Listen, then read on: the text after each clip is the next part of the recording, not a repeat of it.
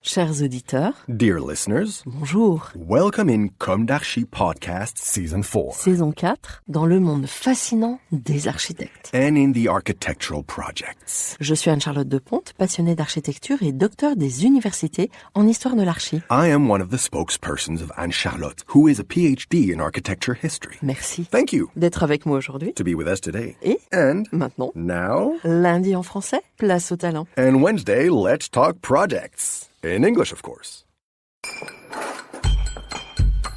Bienvenue dans Comme d'Archi. Chers auditeurs, bienvenue dans ce nouveau format comme d'archi intitulé Spot. Des spots quand l'actualité et le contexte l'imposent. Des spots qui se substituent aux interviews pendant que les batteries se rechargent. Pendant les vacances, c'est certain. Pendant des batteries qui se rechargent pendant les grèves ? Non. Nous ne sommes pas non plus dans une station de rechargement électrique en plein San Francisco, coincés dans une Tesla dont l'ordinateur fait des proutes sur commande pendant que ça charge.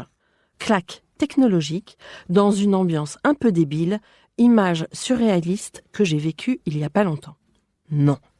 Nous sommes au cœur de ce bel outil qu'est Comme d'Archi, à mi-chemin entre la chronique, l'histoire et la discipline architecturale. Un bel outil qui consigne la parole de l'architecte. Un bel outil qui permet de défendre la culture architecturale si malmenée. Un bel outil qui publie avec densité pour le meilleur.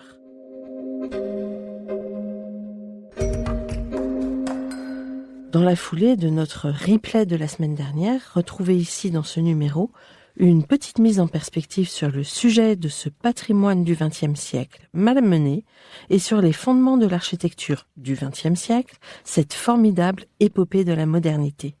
Et pourtant, sans doute avez-vous lu l'article de Léa Muller du wokisme en architecture, paru dans Chronique d'architecture le 14 février dernier. Je cite.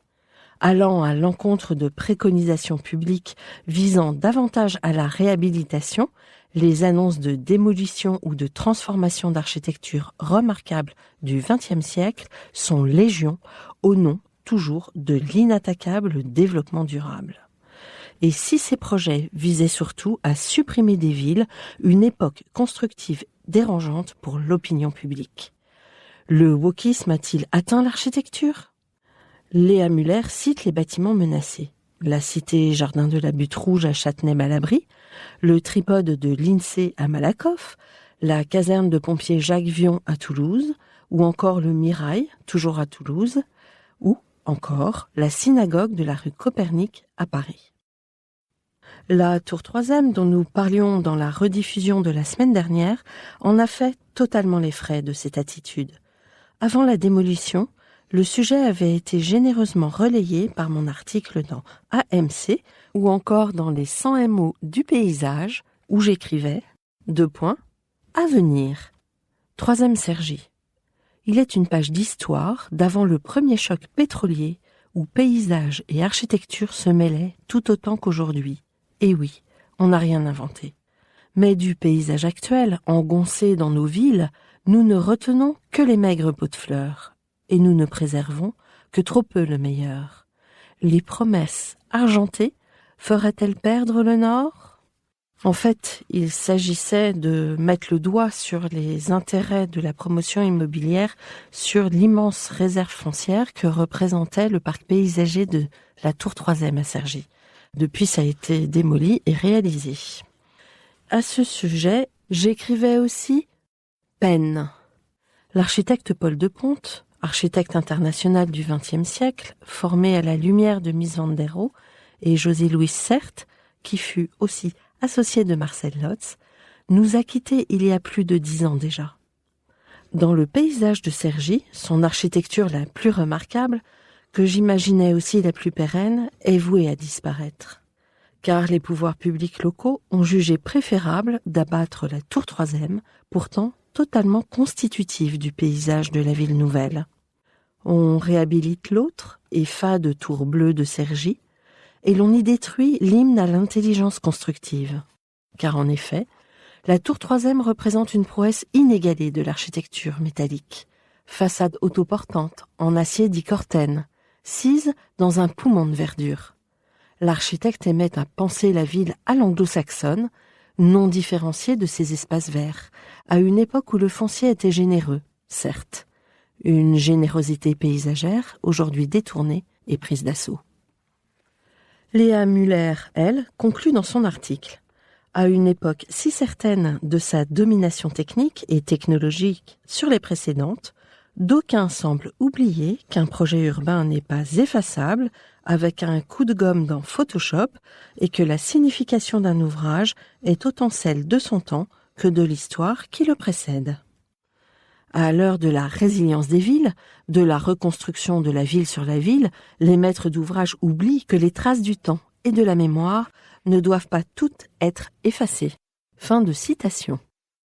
Pour ma part, plus que du wokisme, je pense qu'il y a à la base un réel problème de culture, mais aussi des histoires d'intérêt à court terme et une volonté d'être calife à la place du calife.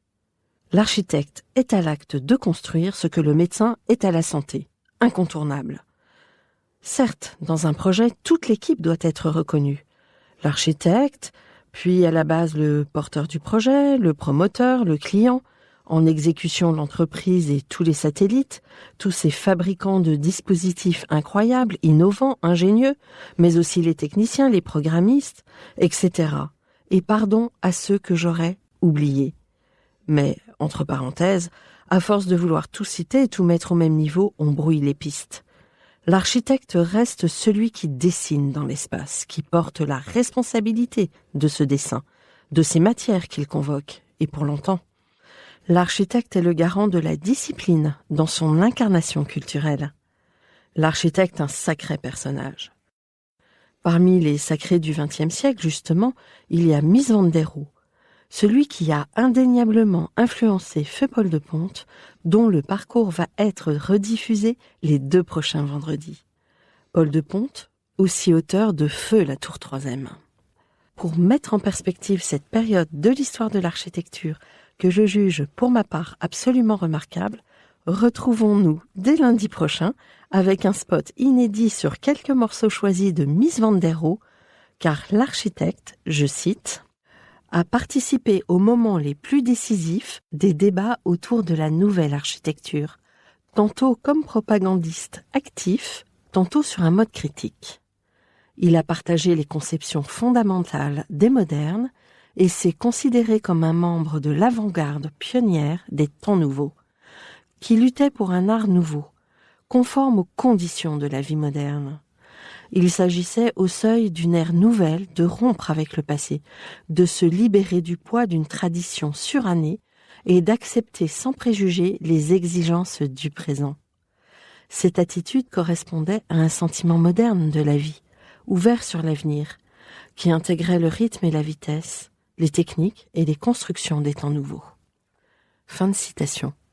Une phrase qui prête à réfléchir au regard de l'actualité d'aujourd'hui. Une phrase écrite par Fritz Neumeyer dans Mies van der Rohe, réflexion sur l'art de bâtir, collection Architexte du Moniteur 2016. Chers auditeurs, prenez soin de vous.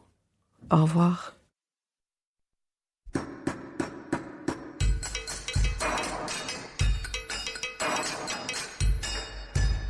Chers auditeurs, merci pour votre écoute.